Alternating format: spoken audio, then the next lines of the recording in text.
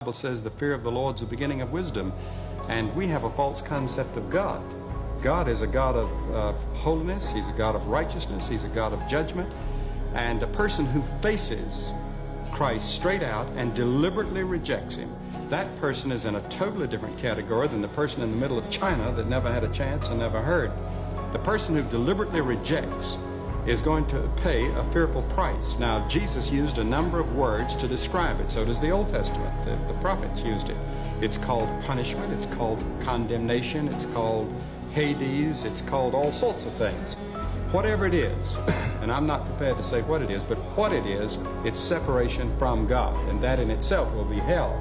Because you take in this life, if you live this life totally separated from God, from all love and all joy and all peace and all satisfaction, that would be hell in this world. So in a sense, the person who doesn't know God here is already in a sense in hell. And that will be extended into the future life, according to the Bible. And I think it is something to contemplate. I think that we're taught that fear is very important. I teach my children that to watch out for rattlesnakes, because we have a lot where I live. I teach them to be careful in traffic.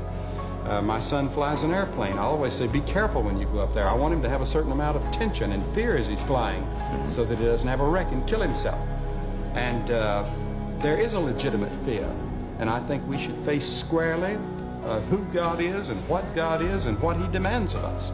Do you feel sorry for people who espouse the atheistic philosophy and live their life and say, all right, I'm not rejecting God, they just live their life as if God does not exist, and they go their way and do their thing? Well, I would, 99% of the American people say they believe in God, according to the Catholic Digest. But there are millions of what I would call practical atheists. They say with their mind they believe in God. Something inside says, well, there must be a God, but they live as though there is no God. And so in a sense, that is a form of atheism.